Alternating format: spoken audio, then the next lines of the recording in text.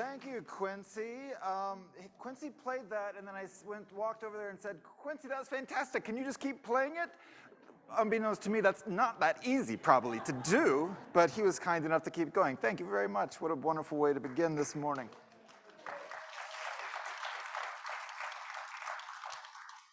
We'll continue beginning this morning with these words by Sophia Lyon-Fahs.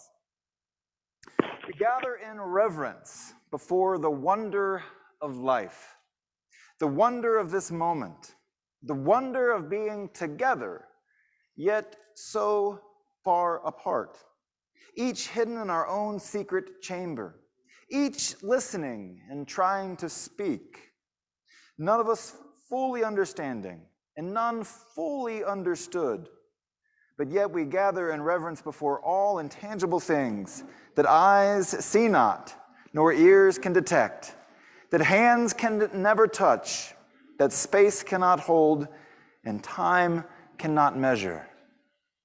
That space in which we gather, that we create together by being here. We are so glad that you are here this morning.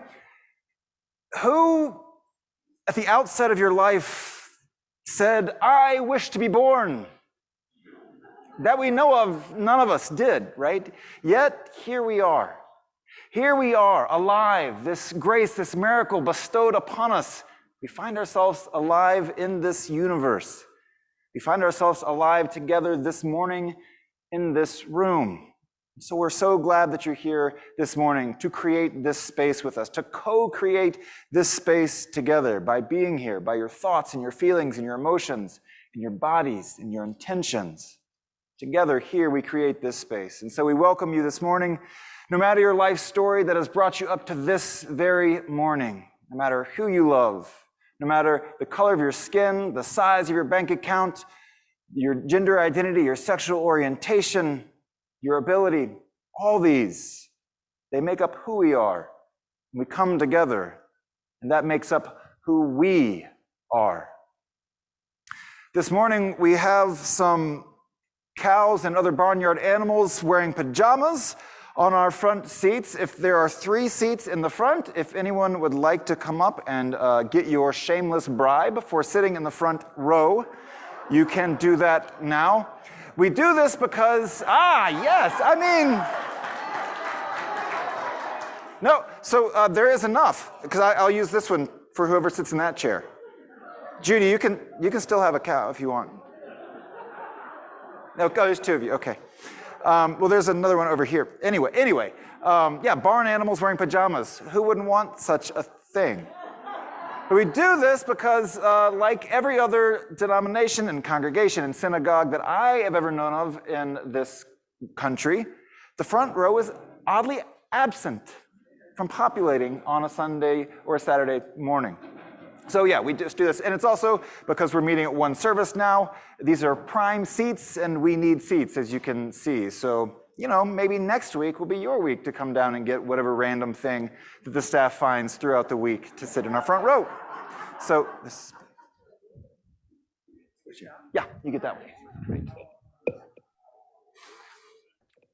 So one of the things we do here is we are a congregation with diverse beliefs. Each of us has our own unique relationship to the world, and we come from many different traditions, and we create our own spiritual lives as we journey together. So we have people who might follow a Buddhist path, or a natural religious path, or maybe a liberal Christian path, or a Jewish path, or an atheist path, or an agnostic path, or a pagan path.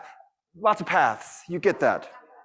So one of the things that does is that on a Sunday morning, we might hear different ideas and different theologies and different traditions that might not be the ones that we practice or hold, but we can trust that when we're not getting our thing on a Sunday morning, somebody in this room, maybe somebody in the same row, is getting exactly what their thing is. And so we're going to start this morning with a song that's not necessarily my theology anymore, but it was certainly the theology I grew up in.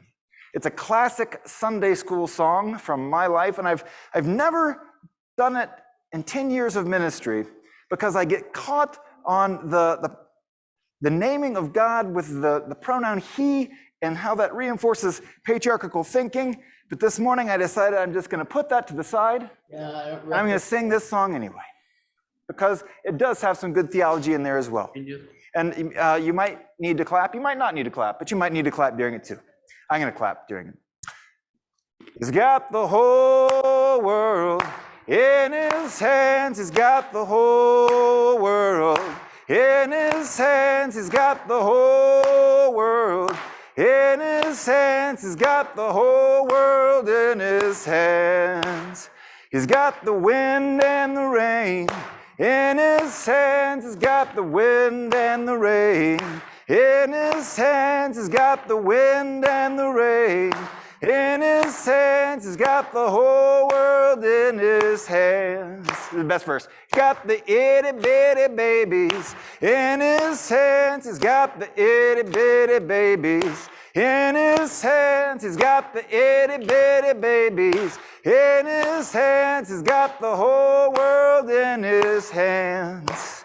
He's got all the people in his hands. He's got all the people in his hands. He's got all the people in his hands. He's got the whole world in his hands.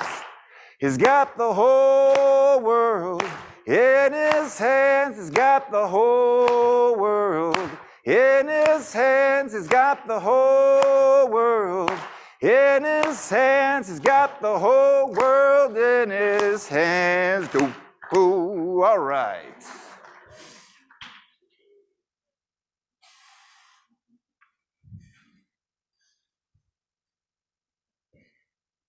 Nope.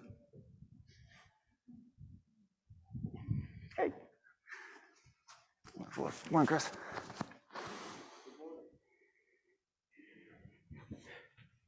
May the light of this chalice give light and warmth to our community when we are joyful and when we are in despair.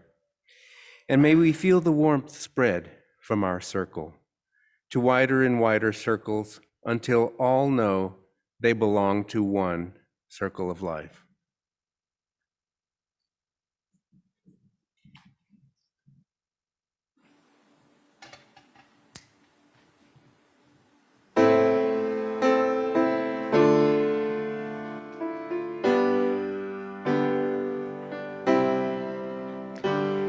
Spirit of life, come unto me. Sing in my heart all the stirrings of compassion. Blow in the wind, rise in the sea, move in the hand, giving life the shape of justice. Roots hold me close, wings set me free. Spirit of life, come to me, come to me.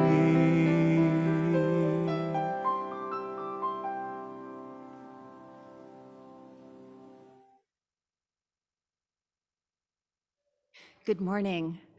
I'm Chayla Sloper, the Congregational Life Facilitator, and I have today's announcements.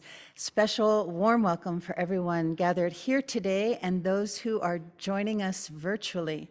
If you're here for the first time, either here in present or especially for those on Zoom, we have a virtual visitor form. Actually, I guess that doesn't exactly apply to those here, but if you are connecting on Zoom and you would like to let us know that you're here and possibly sign up for our communications, that'll be in the chat. So this week marked several important moments. It was Groundhog Day, which for some is the beginning of spring, but it was also the 7th anniversary of our being in this building. So February 1st, 2015 was our very first service. So that's something to celebrate. And through all of this time of accommodating the pandemic, we do have some exciting resurrections, if you will. So RE, our religious exploration classes, are having in-person classes for vaccinated children, ages 5 through high school. And the registration form is available in our weekly ACE, so the all congregation email. That's how you can register your children for RE, or email Amy Brock at amy@uufco.org, and then she can get you the registration as well. So our Soul Matters theme for this month is widening the circle, and I'm happy to report that we have another Soul Matters small group starting up. It'll be on the last Tuesday of the month at 10 a.m. And so if you're interested in being a part of that, if you're receiving the Soul Matters packets, or if you'd like to start receiving the Soul Matters packets, send an email to soulmatters@uufco.org. So that'll begin, that group will begin in February. Beginning today, we're switching our Greater Community Collection offering to the first Sunday of the month, and Reverend Scott will be sharing some information about St. Vincent de Paul, who is the recipient for this month. But I'd just like to remind you of the nominating process. If there is an agency or a social justice nonprofit that you would like to nominate, go to our website under social justice, look for the Greater Community Collection, and there's an online nominating form there. There is a committee that will search out information about that organization. But that's how, if you have an organization that is on your heart that you would like our GCC to support, that's how you can do that. So lastly, I'm just really excited that we'll be having some membership classes for those who are interested in becoming members of UUFCO. We don't have the dates set, but our first order of finding out about how we will get the dates is we will have a sign up in the ACE, and I'll have it also in the kiosk after the service to let us know the time frames that you'll be available. So that's how we're going to start sifting out the times. And so we don't have specific dates, we're just looking for general times, and then we'll be in touch with you. And if you'd like to learn more about UUFCO and Unitarian Universalism, this might be a good place to start as well. So look for that sign up.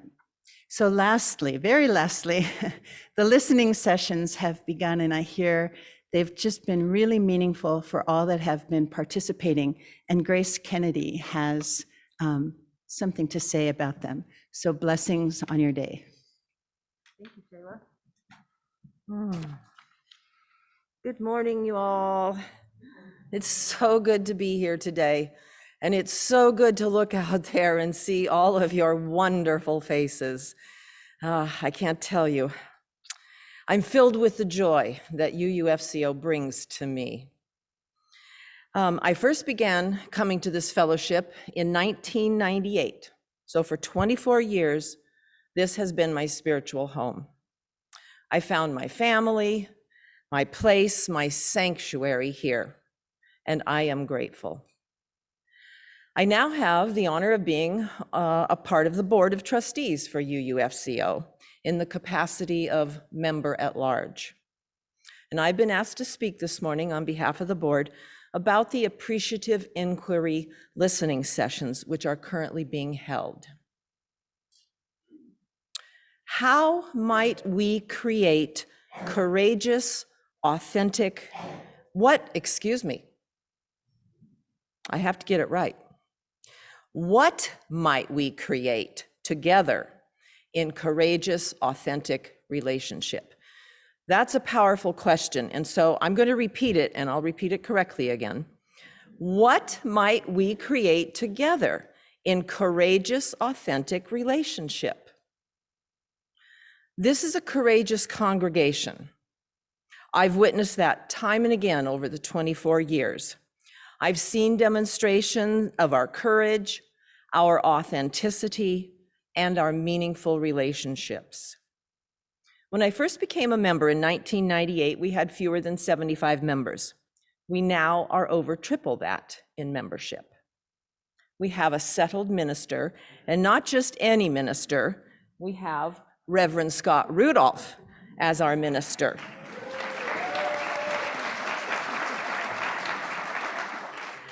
He's engaged within our congregation and in the greater community and in social justice and social action, and we are blessed to have Reverend Scott.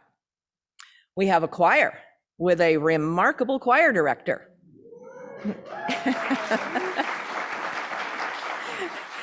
Eric Ekstrom, who is doing amazing work in our larger community with the youth choir and at the schools where he teaches, as well as within our fellowship. Just ask anyone in the choir. We have a growing social justice presence in our congregation and in our community with engaged congregants, and in our schools with the tutoring program, and with Fireflies, which touches the lives of hundreds of young students. We have our own building. We have regular ongoing activities. We have opportunities. We have community groups who use our facility, and we have a preschool presence. We have an active art presence, so be sure to check out our Spirit of Winter show, which is currently in the Linus Pauling Gallery if you haven't yet. Our services are now held via Zoom. Hello, all you Zoom people out there. As well as in person, reaching even more people. I could go on, but I think you get the picture. We are alive, thriving, and growing. Are we finished becoming? Are we there yet? No, definitely not. We've only just begun. Yes, this has been a challenging 2 years, absolutely, with the COVID pandemic. It's been a huge bump in the UUFCO road. But that hasn't stopped us. Now we're regrouping, as it were. We're coming together to create our future. Where are we going? What are our dreams? Each of you is a voice of UUFCO. You are the mind, the heart, and the soul of UUFCO. What are we to create together in courageous, authentic relationship? I've participated in 2 of the listening sessions, firsthand with the board just to see what it was all about, and then with the facilitators as part of the training, and to be able to allow our voices to be heard and recorded. And now I've had the opportunity to observe and deeply listen to 2 more of the listening sessions with congregants. I've been amazed and blown away at the passion and the ideas and the thoughts I've heard. This is an opportunity to be in small groups and to share and explore the question of what we want to create and where we want to go. We're hungry to be in relationship. Who doesn't like to share their stories and ideas? Who doesn't like to be heard and have someone really listen to what they have to offer? This is your opportunity to do all of these things. The board wants and needs to hear from you. We want to know what your dreams are for UUFCO. The thoughts and ideas and wishes that are presented in the listening sessions, all the data is being collected and it will be digested and reported back to you at our May annual meeting. If you have participated in one of the listening sessions, and there have been 4 thus far, thank you. If you've signed up for one and it's on your calendar, thank you. If you have not yet signed up to participate, please do so. It's easy to sign up. You can go to the kiosk out there and pick up one of the cards that lists the dates. You can go onto the UUFCO website. You can go to listening at UUFCO.org. You can find the date and the time that works for you. We want to hear from you. Thank you.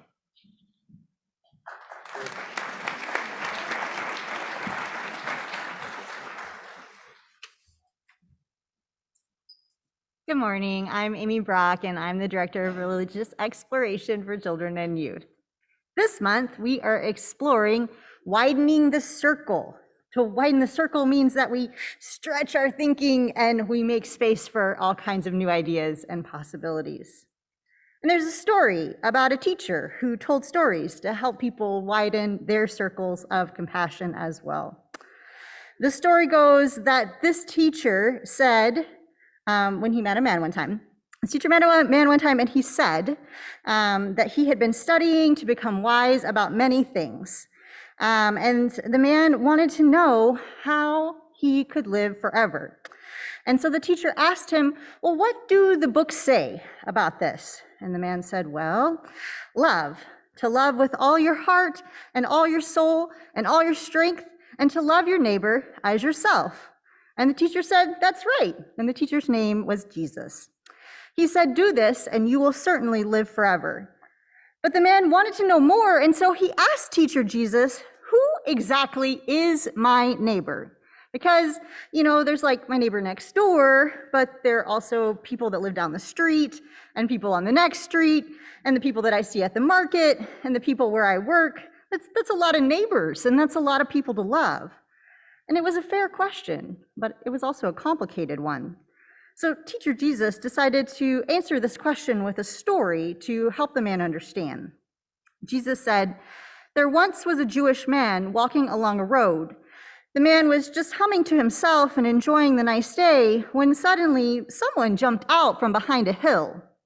They stole the man's belongings, they punched and they pushed him. And after all of that, the man had no choice but to lay down along the side of the road and rest. He hoped that someone might come along and help him. And a few minutes later, a priest was walking down the same path and he noticed the man. He passed the man. He crossed the road and walked along the other side. It seemed as if he didn't see him. And while it might be easy to assume that he was being unkind, the story, as far as I'm aware, doesn't tell us how the priest actually felt. Maybe he didn't have enough resources to help. Maybe he didn't have enough spoons from dealing with his own challenges. Maybe he was in a hurry to help someone else who needed support badly. So the man continued to lay there, and about an hour or so later, another man called a Levite was also walking down the road. Levites are people who assisted priests with their work. And as he got to the man, he slowed down and he walked a little bit closer, but then he kept walking without helping at all. Again, the story doesn't tell us why. Maybe he thought the man was sleeping and didn't want to be disturbed. We don't know. A few minutes later, another man came walking, and he was a Samaritan. The Jews didn't like Samaritans. And it's a long story, but they didn't treat each other very well. But as soon as he saw the man, even though he was a Jew, he went over to him and he felt compassion for him and helped him. Why? We don't know. It doesn't say. But after Jesus finished the story, he asked, which of these three men do you think was a neighbor to the man who was hurt on the side of the road? And the man who asked him the question in the beginning said, the one who had compassion and helped him. And Jesus said, go and do the same. But I wonder what Jesus might have answered if he had said, all of them. You see, we don't know if the priest or the Levite maybe came back later to see if the man was okay. We don't know if maybe they called for someone else who was more equipped to check on him. There are so many things in this story that we don't know. And when we don't know, which is often a lot of the time, it's important to listen to our neighbors who do know, to learn from their experiences. And when we love all of our neighbors in this way, our love lives on in the people that we help, and in the people that they help, and in the people that they help, forever and ever. May it be so. And so ends our time together today. Let's all say the Children's Covenant. In this place, I am kind. In this place, I am loving. In this place, I am a friend to all animals and people. In this place, I am loved.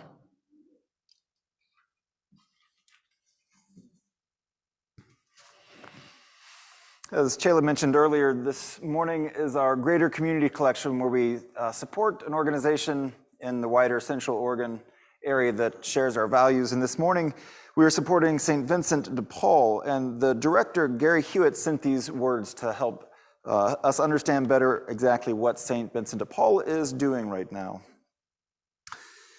We offer food, boxes, and sack lunches and a variety of social services targeting the homeless community, such as monthly propane vouchers so that those people living outside can cook and stay warm, help with prescription medications and vouchers for local thrift stores, and help obtaining organ ID or driver's license. In the last couple of years, we had an idea to provide a few units of affordable housing, and that concept grew into a village. And so St. Vincent's Place is now under construction. When we complete, we'll have 10 sleeping units in a community building with bathrooms, showers, laundry, and a kitchen. Now, there have been setbacks over the last few years. Our original estimate was $500,000, and it ballooned to $750,000, but with generous grants and donations and an engaged community, we've raised more than $650,000, and this is very exciting for us. We've never been closer to reaching our goal. The ongoing assistance that St. Vincent de Paul provides is only possible because of the strong support given by the Bend community. And so I thank you for your support. We are strong together, and it is together that we can make a difference, indeed. So we take our morning offering today, our Greater Community Collection for the good work of St. Vincent de Paul, as we hear a song entitled A New Day with Hope.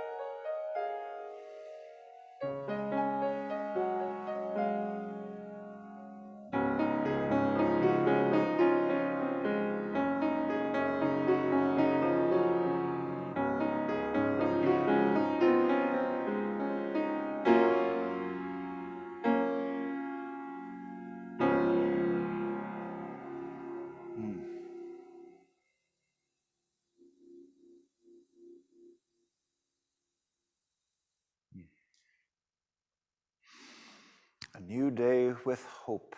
That was certainly hope-filled music. It gives me great pleasure to say, if you are in grades kindergarten through high school and you would like to attend our religious exploration classes, Amy Brock is in the back ready to meet you and head off to our classes. This community shares our, Quincy started to go and I was like, no, you can't go, you're playing the piano today. This community shares in our joys and our sorrows. We have pieces of paper that you can write a joy or a sorrow to be shared with the wider community. If you have a joy or a sorrow in your own heart that you'd like to light a candle for, please feel free to do so. Those are located on the sides of our sanctuary. And I didn't receive any written joys or sorrows today, so I'm going to invite you to think of a joy in your own life. Just bring that into your heart and mind and body.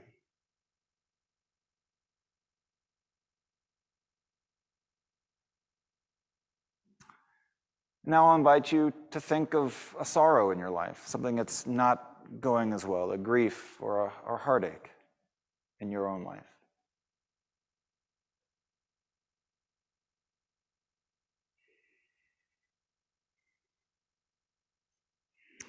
Whatever that joy is and whatever that sorrow that is with you this morning, this community holds you. You need not share it out loud, just to know that you are held in this community. And to know that every single other person in this room is experiencing some kind of joy in their life. And every single person in this room, whether you know them or not, is experiencing some kind of sorrow or hardship in their life right now. It's humbling to know that each person, be kind, they say, for every person is fighting a battle. And hopefully every single person is feeling a joy as well. I'd like to offer some words for meditation this morning, followed by a shared silent meditation. These words are from Deborah Falk. This is how the Spirit dresses up. In a bird's song, in a baby's cry, laughter among friends, the sobs and wails of loss. I hear you. In a sunset, a glacial peak, the unimaginable colors of flowers, waterfalls and rainbows, the ocean's crash and starlit nights. I see you. In comfort given another in pain. Joy holding a newborn. Peace in a circle of friends. Fulfillment in working for justice. I feel you.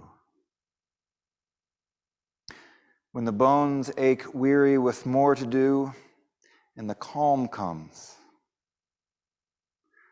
When witnessing the power of presence and humility comes. When despair and longing grip the soul and release comes. When joy and loving seems too big to hold and serenity comes. I know you, am of you, and we are one.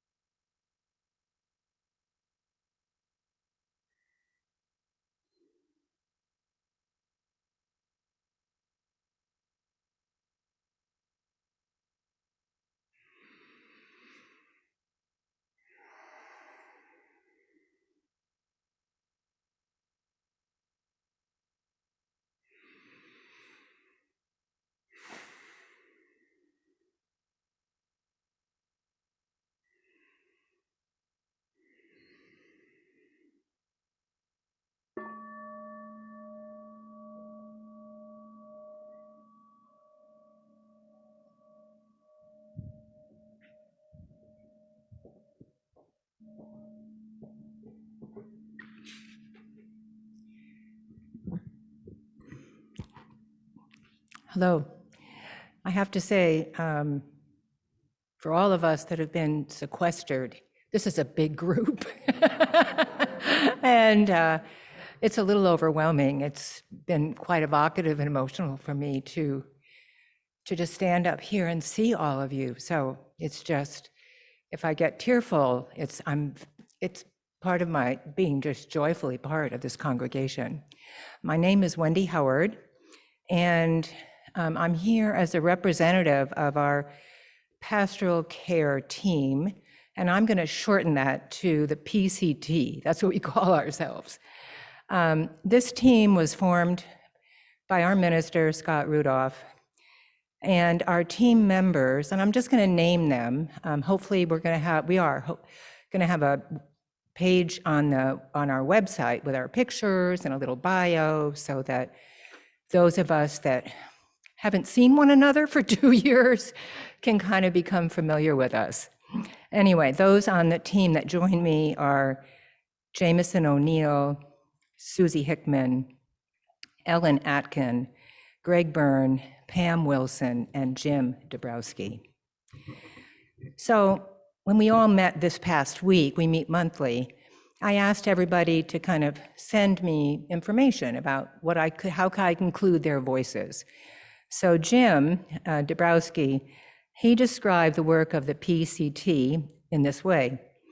Our role is to provide an opportunity for individuals to express thoughts and feelings that they may not normally be comfortable with in discussing with many people. And we may not have answers, but just having the opportunity to hear yourself talk about struggles or challenging situations can be helpful. We come from the standpoint that everyone is cared for in this congregation, and that Scott cannot address all the needs. There are too many of us. And so we all always have his guidance when we meet.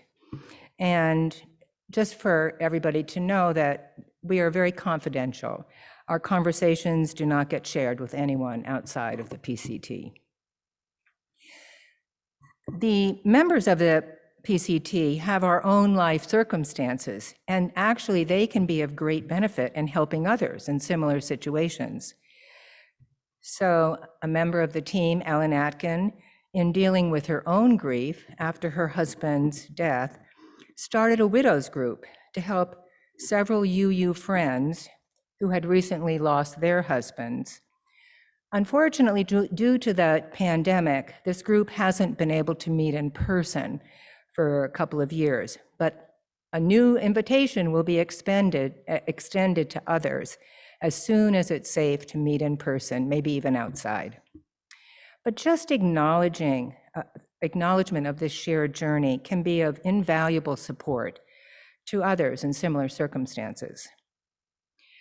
So our role is to support other members also on our team who have experienced times when we need additional care and attention. And as many of you may know, and maybe you don't know, in August of 2020, I learned that my second daughter, was terminally ill. And even though I had been a hospice social worker for my career, in this case, I was a mom and I was taking care of my daughter. After she died, I developed rheumatoid arthritis, kind of a double whammy there. And in 2021, my grieving journey for both my daughter and my own health was very intense. So I went to the team and I just said, I really don't think I should continue to be a member. I just don't have the resources to offer anyone else. And they took me in their loving sort of embrace, and they said, please stay. Just come to meetings and listen, and contribute when you feel like you can. I had my doubts that this was really the right choice, but I agreed to continue on a temporary basis. Well, as you all can see, it's 2022 and I'm still there. So I guess they made the right decision. My team members really took care of me. And staying connected and sharing was a significant part of my own healing journey. And because I was able to receive care, I became a more compassionate caregiver. Others on the team have also needed some time off as they dealt with significant life challenges. A few years ago, Jameson needed to step away from active service when a devastating job loss left him unable to lift others up, almost really for a half a year. Recently, Pam Wilson and Greg Byrne each had some surgeries. And Susie Hickman asked for a month for a retreat time to renourish and restore herself. Each person took a pause in offering care to others in order to attend to their own health and recovery. And as we healed emotionally and physically, we became stronger members in our ability to provide pastoral care services. The PCT is only one circle of care in our UU fellowship. The caring nature of our congregation is shown in the actions of our staff, board members, and committees that perform the incredible work of this congregation. The circle expands as the caring and loving energy is spread throughout the congregation and into the community. Compassionate caring is enhanced when we receive as well as give. When caring and love form the essence of who we are, the circle grows wider. As a little PS, if you want to contact the PCT, please email us at pct@uufco.org. And you can also contact us through Chayla and Reverend Scott. Thank you.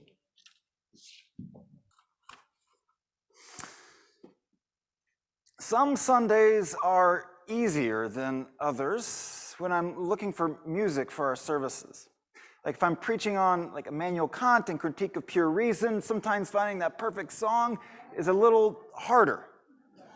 But when I was looking this week and put into my research and search the idea of caring for another person, oh my goodness, there are so many songs about this human thing we do of connecting and caring with one another.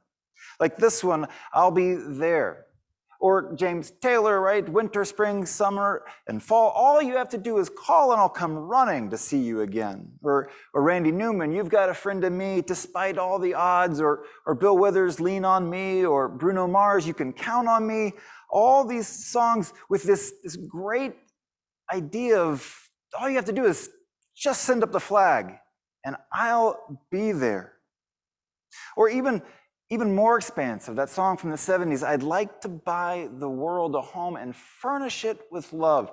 The whole world, that's not even their friend, the whole world. I'd like to be there for them. And of course, all that is on a good day. Because I'd like to be like Mariah Carey or the Jackson 5 singing this song and just say without any doubt to anyone, to my friends, to you, to my family, that, hey, I'll be there for you. The reality is, sometimes I'm not able to be there. Sometimes I don't have what it takes to show up. This romantic image of absolute solidarity, I'd like to be that. But I know too well by looking at my life that that's not who I've been, even though it's what I'd like to be. My life is riddled with times that I've not been there for people when they needed it. I've failed or I've just not shown up. This is in my personal life as a minister. There's people I didn't visit when I should have, calls I've left unmade. I've been one of those people on the Good Samaritan's Road who walked past because I just didn't have it in me for whatever reason at that moment. There's times in my own life where I've barely been able to cobble together the care of my own self, much less be able to reach out to those who might need something more from me. In one case, I had a friend die who I've been putting off that phone call for quite some time, only to now know that I can never make that phone call to connect again. And I really do, I really want, it's an honest part of my heart. I want to help everybody. Honestly, all the people. But my life would say that that hasn't been a realistic goal of mine, to be there for everyone always in all times of need. This is one of the reasons why I'm so grateful that we have the pastoral care team here at the congregation, and also that I know that outside of that formal way of caring for one another, I hear stories of you all caring for each other informally, making phone calls, cooking meals, and that you are a congregation caring for one another. But I'm grateful for the pastoral care team, not only for their care, but for their example that Wendy talked about over these last years. Life gets heavy, and sometimes we just have to say, I can't right now. And how wonderful it is to hear, that's okay. That's okay. This isn't your time for caring. Perhaps this is your time to be cared for. And we oftentimes move between these two places in our life, those times where we're feeling full and abundant. And yes, in those moments, we should use that energy to care for others. And other times, simply in our life, for our own circumstances, things get too heavy to bear, and we just need to be cared for. Caring itself can be exhausting. Compassion fatigue is a real thing. I think you know what I mean. We joked in 2020 that at the New Year's turn, we were going to put 2020 behind us and sail into 2021, and things were going to be different. And things were the same, if not worse. And then the calendar rolled into 2022, and there has been no great moment of release, of lifting. There have been pauses, but overall, yeah, it's been a pretty heavy 2 years. And that's not just with the pandemic. The world moves on. Tragedies befall us. And sometimes these tragedies pile up so fast and so furious that we just find ourselves shutting down our compassion, turning off our empathy, trying to just ignore any bad news, any sad news, taking respite from news cycles. You might hear in passing of an earthquake that destroys a village, or a tornado that ravages a town, or a fire that burns an area and a community to the ground. And depending on where we are, our response might range from, oh, well, I hope they're all right, to, I wonder what I can do. I wonder how I can help. Oftentimes over the past years, I could feel myself distancing from some of the tragedies, minimizing my deeper theological values that we are all connected as one human family, and that I know that tragedies aren't simply to be cast aside as somebody else's concern. COVID deaths globally are now 5.7 million people. And 901,000 people here in this country. And it's odd because those are very round numbers, which means we've just rounded death to the nearest 1,000 or 100,000. Stalin is reported to have said, a single death is a tragedy, but 1 million deaths is a statistic. When numbers accumulate, we can become numb to the reality of it, and our compassion can become fatigued, and that's okay. We can't hold ourselves responsible for the magnitude of pain that we feel because of our compassionate hearts. And I wonder, there are 7.9 billion people on this planet. Again, another oddly round number. How many of those billions of people do I have to care for? How many am I supposed to care about? When my compassion becomes fatigued, The answer is different than when my heart is full. But compassion fatigue is not a moral failing, despite the fact that it feels like that sometimes. Compassion fatigue is just a way that human beings can defend ourselves against stress and that uneasy feeling that the safety in our little world is shaking at the foundations.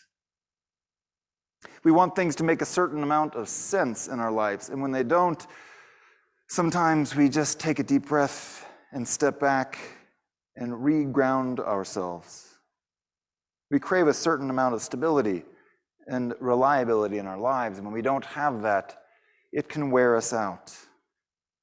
And so if compassion fatigue isn't a great moral failing and could be seen as a normal response to extended stress or trauma, if I know that, then why do I feel bad about it when it happens? Because I do. I know that I want to care for all 7.9 billion people. And when I don't feel like that, it feels bad to me. There's something about turning away that feels wrong. It feels disconnected from our common humanity. And that goes against what I understand to be our very inherent interconnected nature. I don't want to shut those doors down to my heart. I don't want to distance myself from the world, from its joys and from its sorrows. I want to care. I know that just not caring, of staying in that place of not caring over time instead of trying to find my way back to an open heart, is a slippery slope towards apathy. And we know that it has been said the opposite of love is not hate, but the opposite of love is apathy and not caring at all. So where is that middle ground? Because honestly, 7.9 billion people feels like a lot of people to care about and to hold in my heart. I'm not God, and I can't hold the whole world in my hands. I'm not up to that, to hold everything and every single person in my hands and in my care. And yet, whenever there's a tragedy, a natural disaster, a shooting, I'm always appreciative when the news outlets or the papers print a bit of the story of those lives lost. When I can read some of the details of this life lived that I did not know and never will, but have a small window of insight into an experience and a person and a life that was different than my own. Maybe to see a picture of someone smiling while life still ran through their body. This reminds me that all these people lost aren't just statistics. They're actual people who are intimately connected to community and loved by other people. This humanization is a resistance and a rebuke of that cold cynicism of Stalin, believing that they are just statistics. They are not. They are human beings. They are our family. It's the same with obituaries in our Bend Bulletin.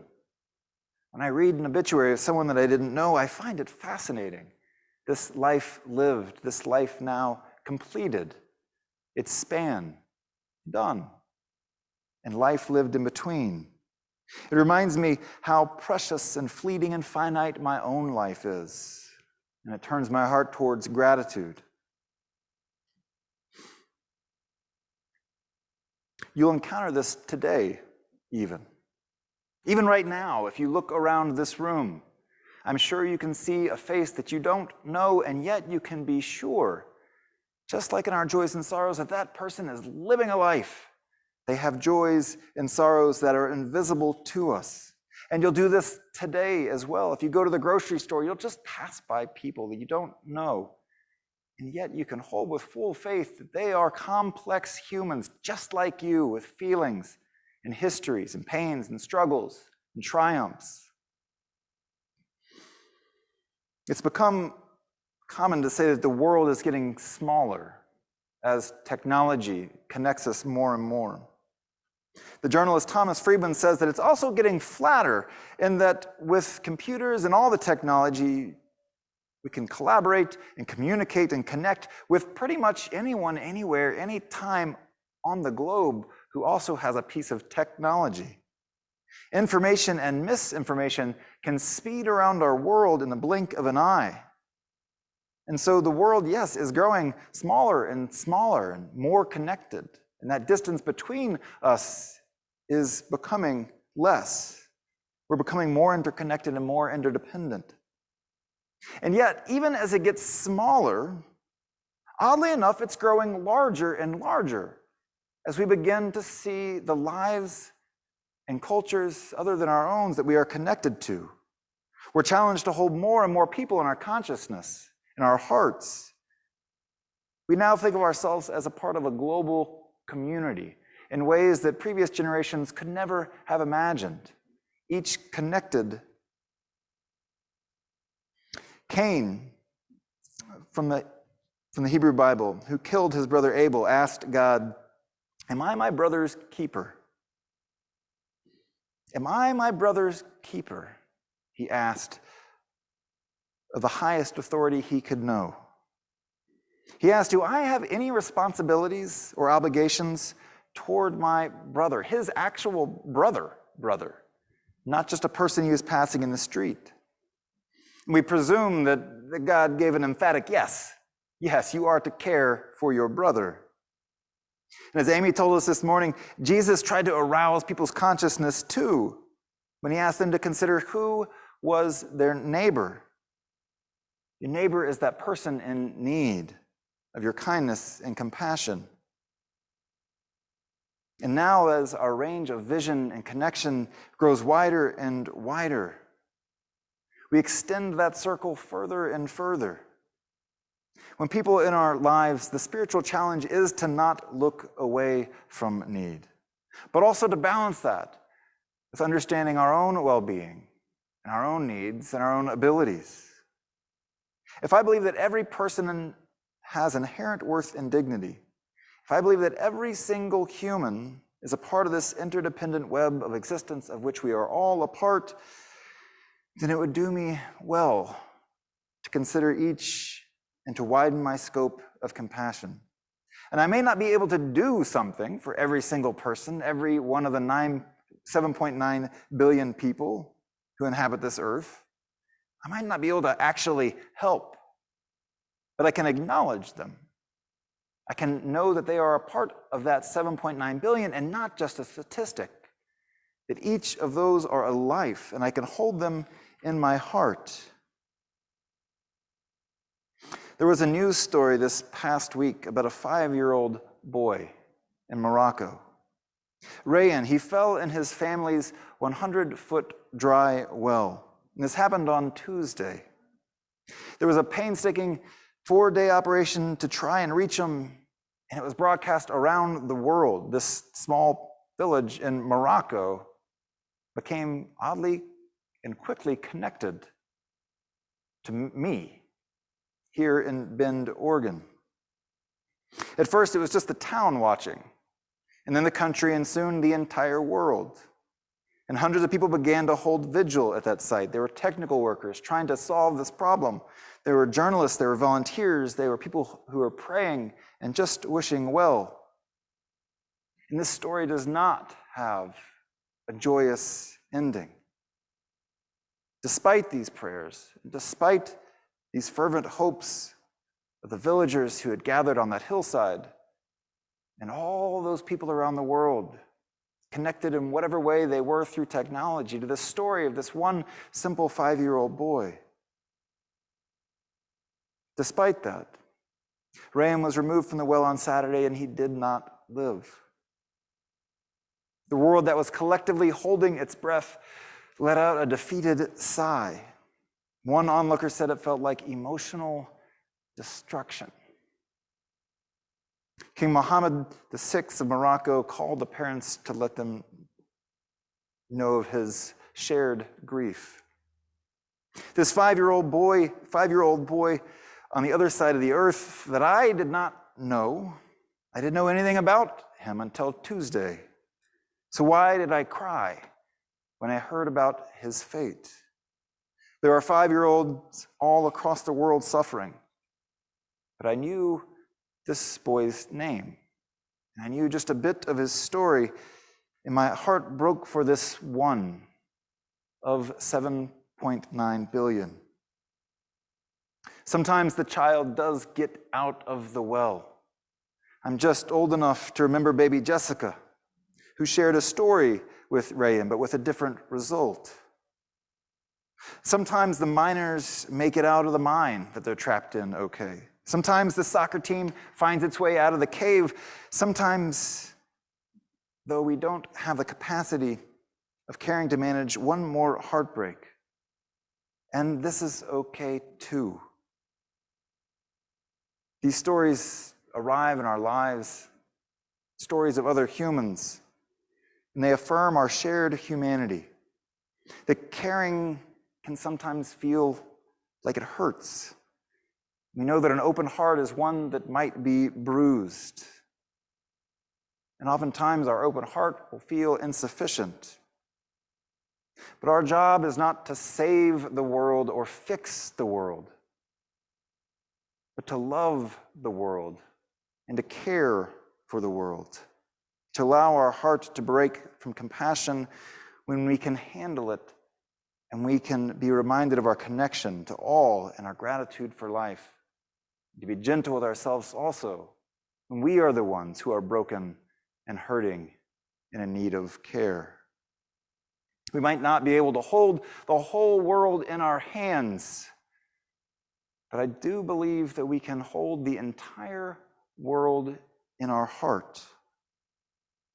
So as our world grows bigger and bigger and oddly at the same time smaller and smaller, as it expands and contracts at the same time, rhythmically and endlessly, as if it was a breath coming in and out, circulating this life-giving feeling of compassion, and breathing out a breath of love. Our world is alive and we are alive with it. This compassion that we hold can open our hearts, open them wide. It can soften our hardened hearts, yes, even large enough for all 7.9 billion stories, even if we don't know each one. But we can open our heart to when these stories, these people, these individuals cross our shared path, that we can greet them with compassion and love and peace. May it be so. Blessed be.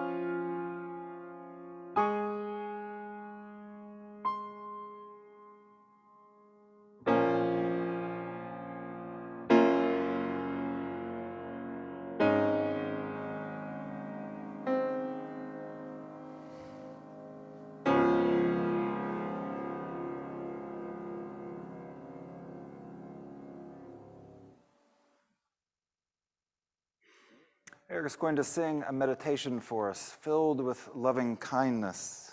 I don't know where you are today in the state of your heart, your ability to hold more compassion, or your need to be held.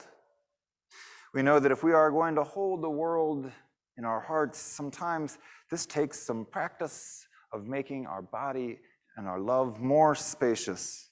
And so, as Eric sings this meditation to and for us, if this is a morning where you just need to be held, allow the words and the tones and the softness of Eric's voice to wrap around you and hold you. If you're in a place this morning where you can allow your heart to open even more, let those words and tones and the softness of Eric's voice do just that as well. May I be filled with loving kindness. May I be well. May I be filled with loving kindness. May I be well. May I be peaceful and at ease. May I be whole. May you be filled with loving kindness. May you be well. May you be filled with loving kindness. May you be well. May you be peaceful and at ease. May you be whole. May we be filled with loving kindness. May we be well. May we be filled with loving kindness. May we be well. May we be peaceful and at ease. May we be whole.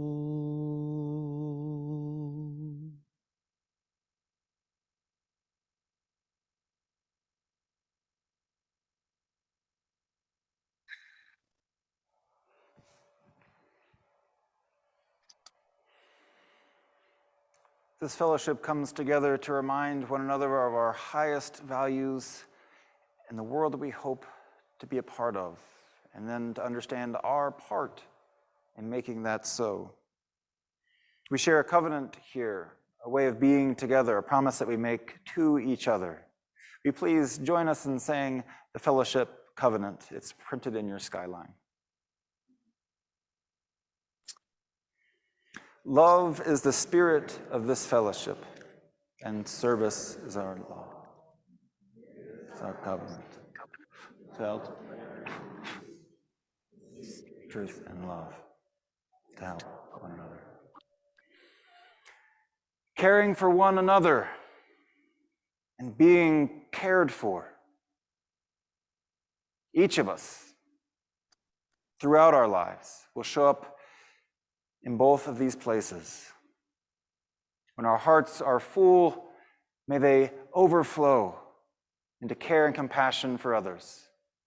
When our hearts are broken and empty, may we turn and look to love where it's found, to each other, to care for, and to be cared. I don't know where you are today, whichever it is, full or empty. May you give or receive the care that you need. Go in peace. Amen.